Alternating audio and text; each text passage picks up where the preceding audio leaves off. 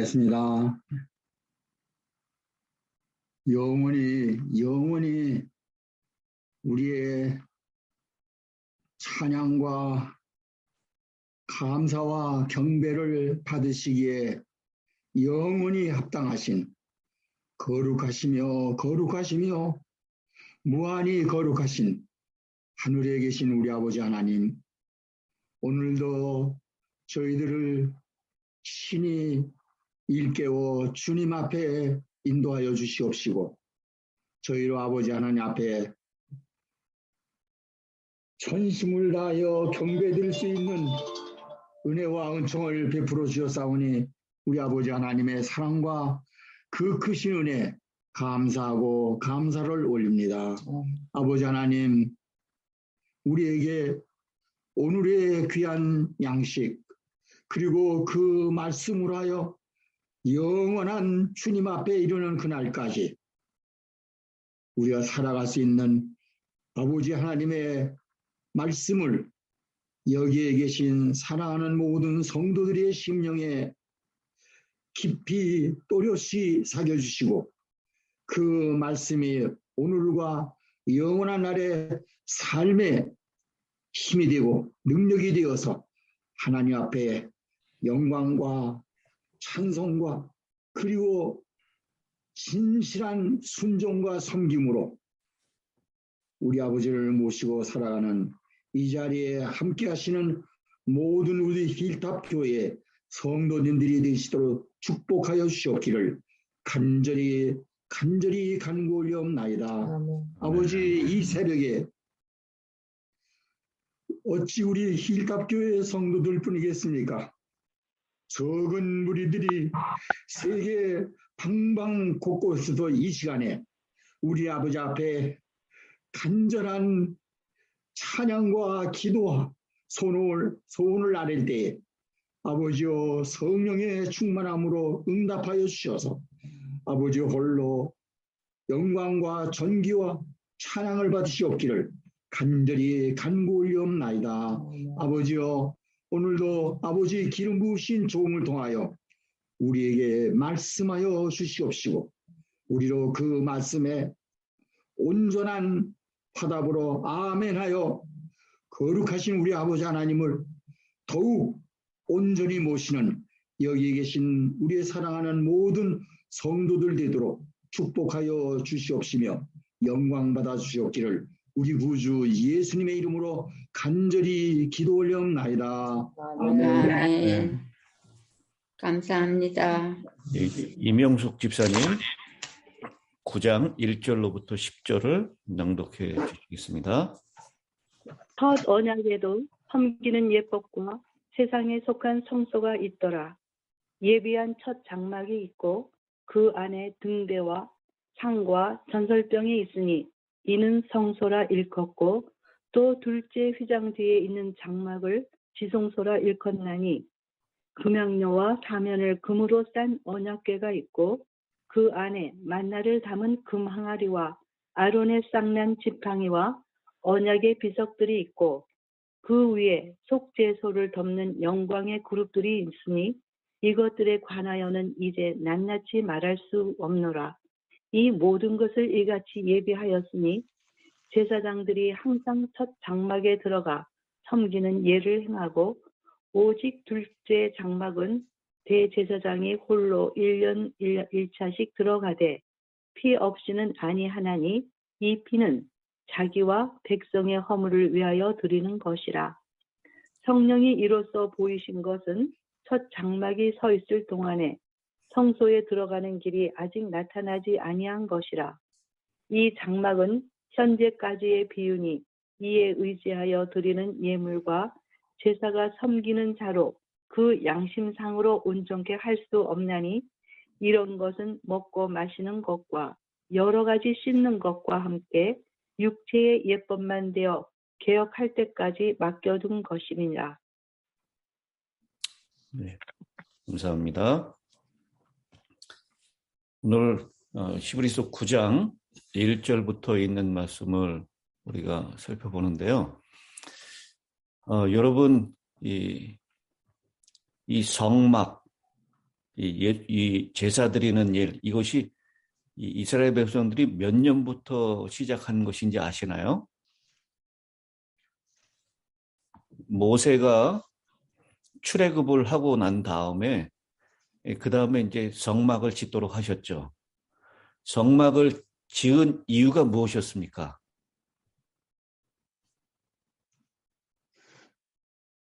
하나님께서 왜 성소를 이 이스라엘 백성들에게 주셨죠?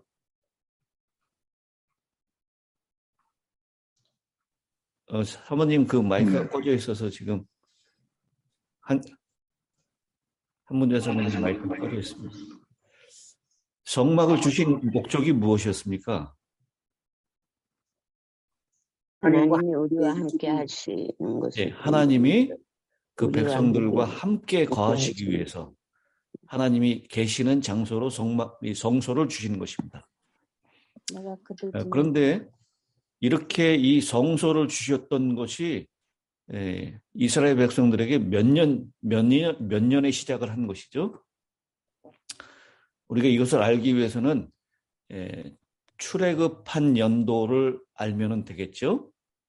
근데 출애굽한 연도를 알기 위해서는 오늘날 학자들은 13세기설, 15세기설, 물론 이제 BC입니다. 두 가지를 주장하고 있는데요.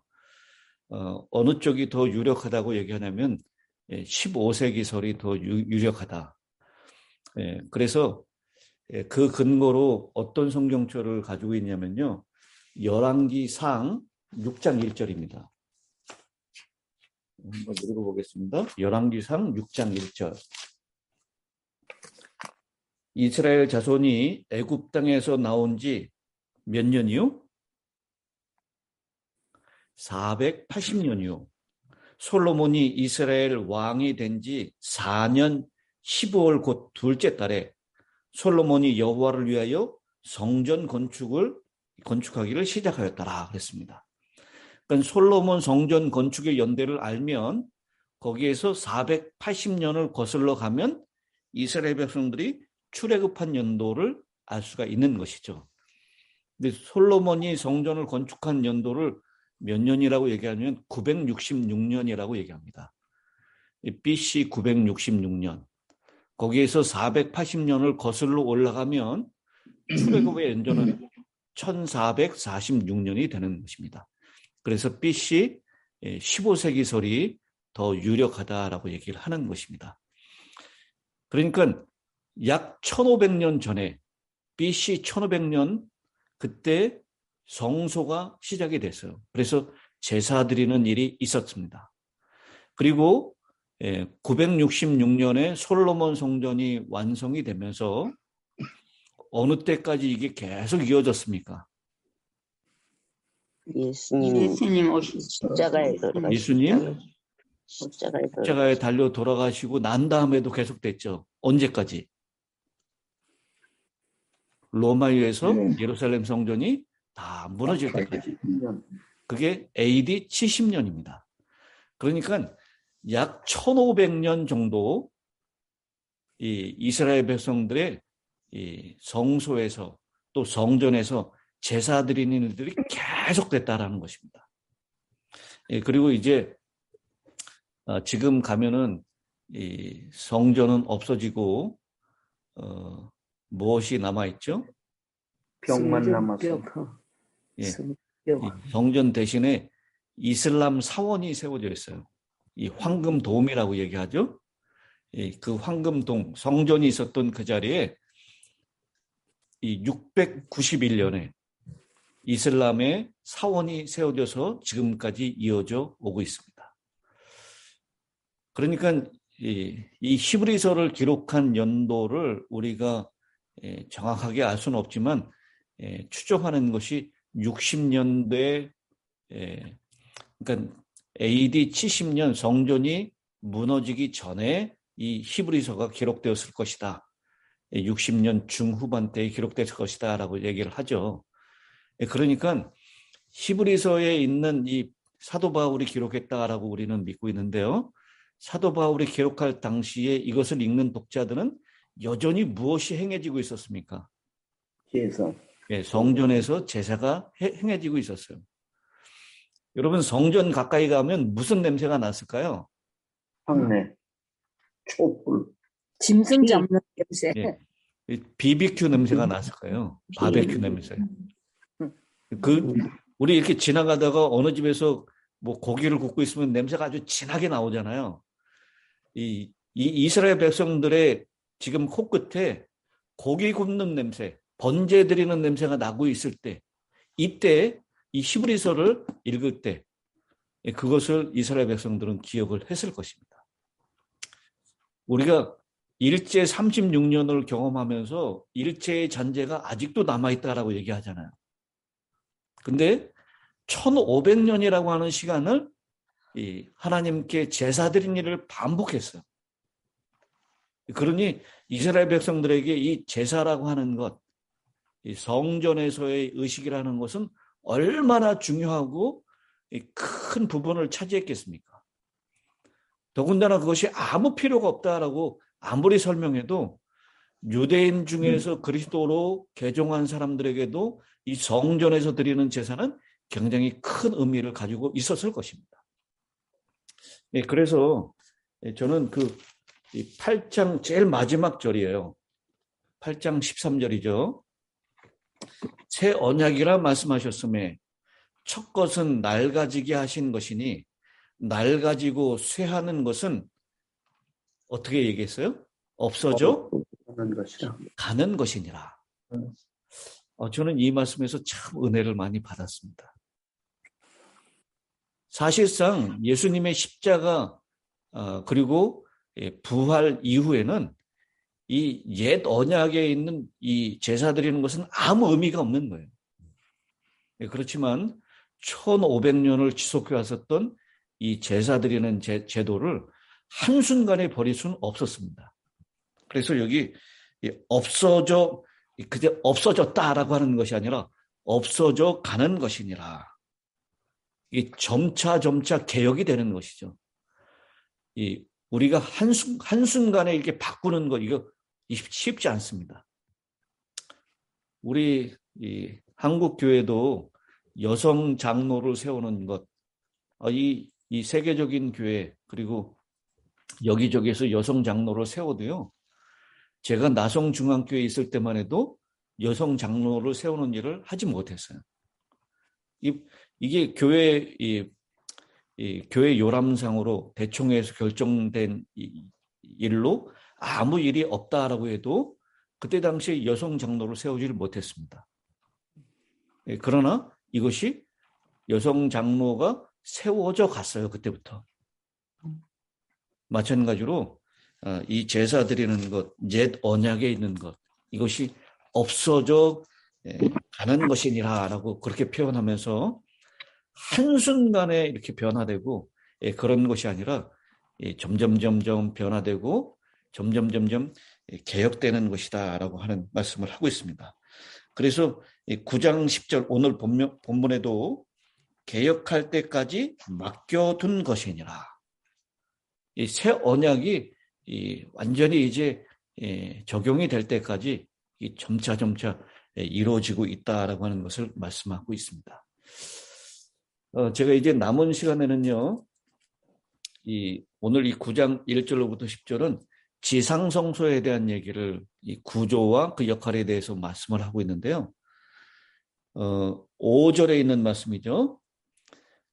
그 위에 속죄소를 덮는 영광의 그룹들이 있으니 이것들에 관하여는 이제 낱낱이 말할 수 없노라 라고 했습니다. 여기 낱낱이 말할 수 없노라 라고 그렇게 표현했는데 이것들을 자세히 말할 때가 아닙니다. 새 번역에서는 그렇게 얘기했어요. 사실상 히브리서 기자가 지상성소의 이야기, 출애굽기나 레위기에 있는 이 말씀을 자세하게 말할 필요가 없다라고 하는 거예요. 이건 이미 지나간 것이고 옛 언약이고 개혁할 때가 되었기 때문입니다. 그래서 저도 여기에서 지상성소의 이야기를 자세히 말씀드리고 싶은 마음은 없어요. 그리고 그럴 시간도 없습니다.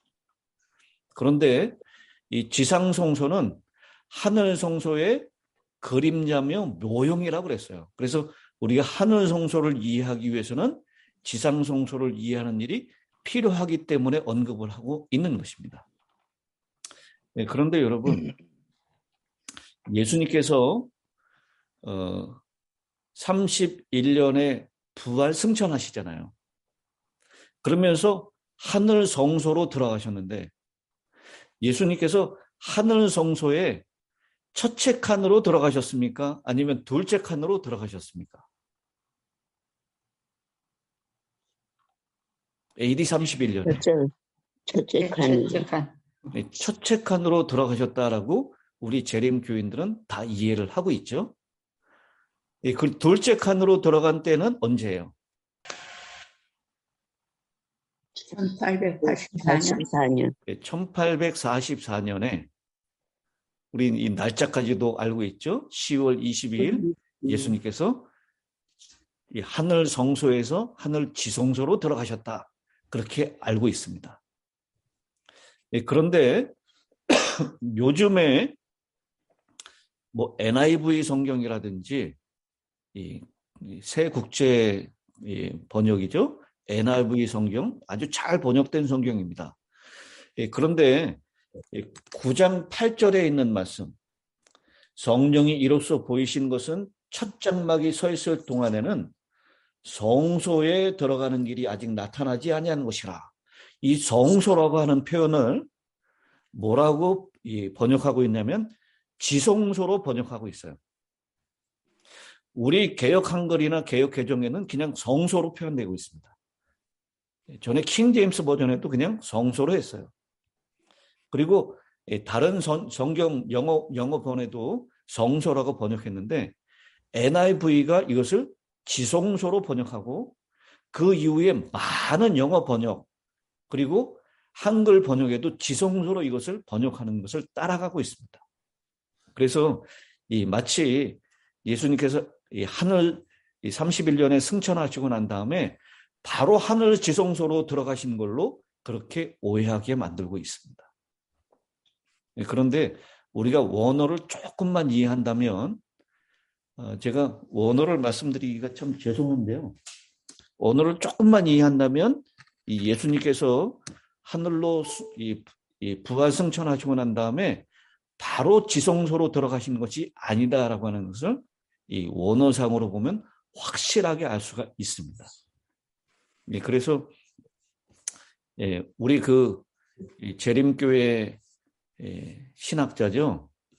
그 재림교회 신학자 중에서 윌리엄 존슨이라고 하는 이 목사님은 이렇게 말씀을 하고 있습니다.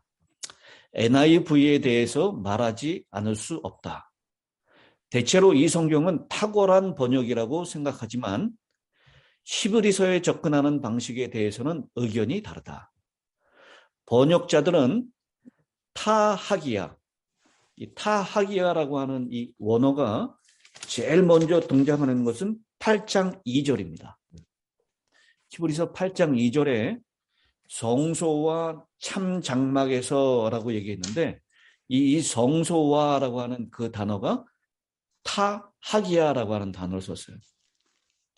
이 타하기야를 지성소로 생각하겠으나 나의 판단으로는 타하기야를 중립적인 단어인 성소로 번역하는 것이 독자들에게 훨씬 더 온당했을 것이다.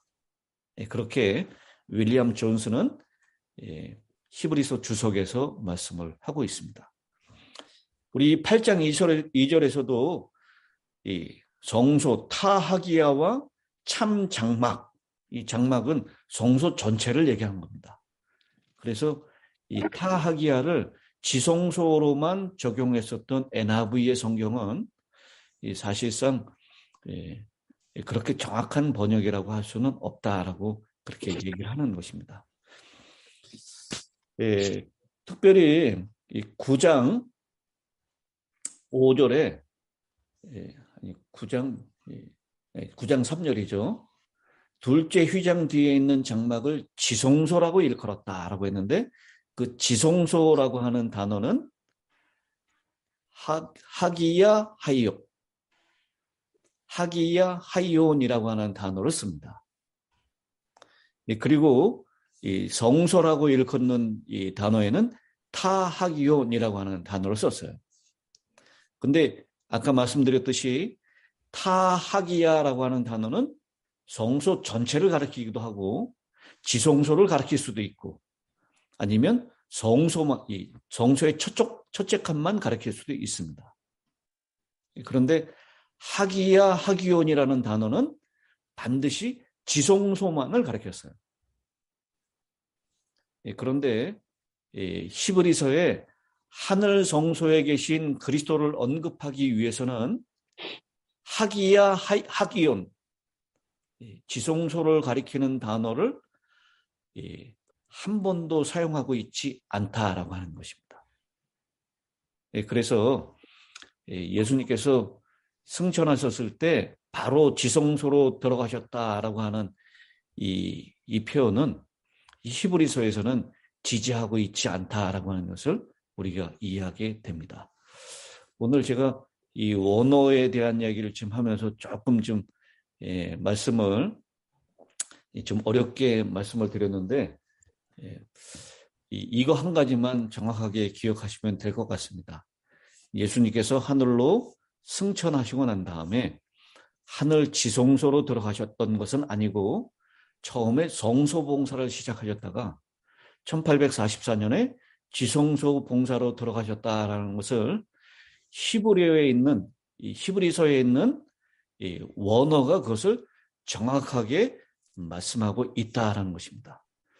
그러면서 히브리서에서 강조하고 있는 것은 예수님께서 하늘 성소의 첫째 칸이냐 둘째 칸이냐 이것을 강조하고 있는 것이 아니라 끊임없이 강조하고 있는 부분은 이 세상에 속한 성소, 지상 성소와 하늘 성소를 대조해 놓고 이 지상 성소가 하지 못했던 기능, 그것을 하늘 성소의 새 언약 가운데서는 하고 있다라고 하는 것입니다.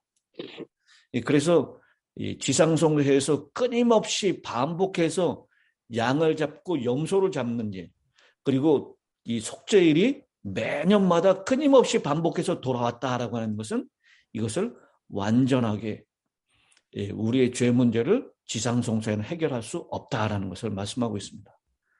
그러나 하늘 성소에서는 예수님이 단번에 들이신 자신의 보혈의 공로를 통해서 이 죄의 문제를 완벽하게 해결해 놓으셨고 이제는 우리의 죄를 더 이상은 기억하지 않으신다라고 하는 거예요. 그래서 이 히브리서는 계속해서 이 지상 성소와 하늘 성소, 지상 성소에 있는 대제사장과 하늘 성소에 있는 대제사장, 그리고 지상 성소에 있는 이 동물의 희생의 피와 예수님이 흘리신 희생의 피, 이것을 대조하면서 이 새 언약에 나타난 복음, 예수 그리스도 그 자체를 우리에게 부각시키면서 우리가 얼마나 큰 은혜 가운데 있는가라고 하는 것을 히브리서는 계속 강조하고 있다라는 것입니다. 오늘 이 9장 1절로부터 10절에 있는 말씀, 이 말씀을 통해서 예수님이 지금 어디로 승천하시고 들어가셨는지, 그리고 지금은 어디에서 무엇을 하고 있는지는 내일 시간을 통해서 더 자세하게 살펴보도록 하겠습니다. 자, 이제 이경상 집사님, 오늘 이 9장 1절로부터 10절에 있는 말씀 가운데서 은혜가 되는 구절이 있으면 함께 나눠주시기 바랍니다.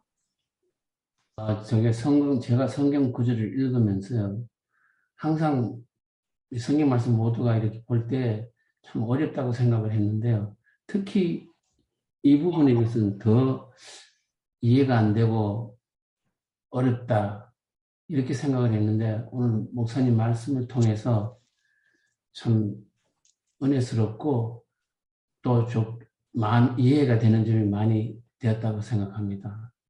네, 감사합니다. 여러분 혹시 1절부터 10절 가운데 성경절에서 좀 이해가 안 되고 좀 어려운 구절들이 있으셨나요?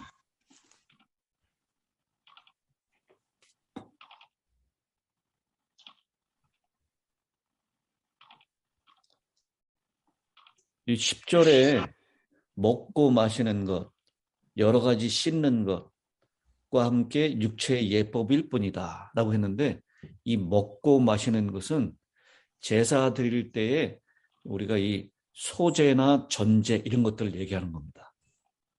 그리고 회막에 들어갈 때 거기에는 포도주나 독주 이런 거를 마시고 들어가면 죽었어요. 그런 예절들을, 그러니까 옛날에 그 1500년 동안 이어져 왔던 그 옛 언약에서의 제사 드릴 때 그 얘기를 얘기하는 것입니다. 그것을 육체의 예법일 뿐이다라고 얘기했어요. 근데 이 육체의 예법은 개혁할 때까지만 맡겨둔 것이고, 개혁하고 난 다음에 육체의 예법이 아니라 우리의 생각과 우리의 마음에 하나님이 그 율법을 새겨 놓으셨다라는 거예요. 그래서 우리가 마음의 변화함을 받을 수 있게 됐다라는 것이죠. 우리는 어쨌든 어제 말씀드렸던 것처럼 8장 1절에 나오는 이러한 대제사장이 우리에게 있다라고 하는 것. 그것 때문에 오늘 하루도 우리를 위해서 중보하고 계시는 대제사장 되시는 예수님을 의지하고 양심의 변화를 받고 우리 마음의 자유함을 누리는 그런 한 날이 되시기를 바라겠습니다. 아멘. 자, 그럼 우리 이인자 어머니 마지막 끝기도를 부탁드리겠습니다.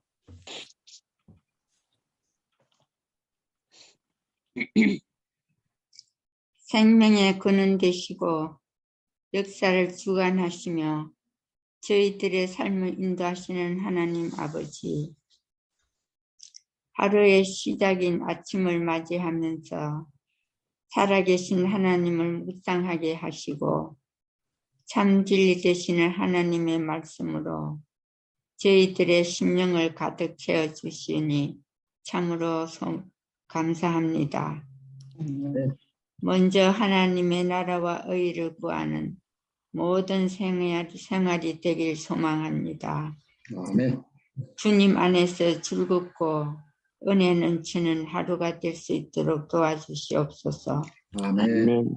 나약한 저희들의 뜻과 저희들의 힘을 의지하는 교만한 삶을 살지 않게 하여 주시옵고, 아멘. 주님의 양으로서 주님의 인도하심에 온전히 순종하는 하루가 되게 하여 주시옵소서. 아멘. 제 자신만을 위한 하루가 아니라 이웃을 이해하고 사랑하는 하루가 될 수 있기를 소망합니다. 아멘. 위로가 필요한 자에게는 위로를 주고 용기가 필요한 자에게는 용기와 도움을 주는 저희들 되게 인도하여 주시옵소서. 아멘. 우리 주님께서 내가 너희를 사랑한 것 같이 너희도 사랑하라고 하신 그 말씀을 늘 마음속에 간직하면서 실천할 수 있는 저희들 될 수 있도록 인도하여 주시옵기를 하나님 아버지께 간절히 구합니다. 아멘.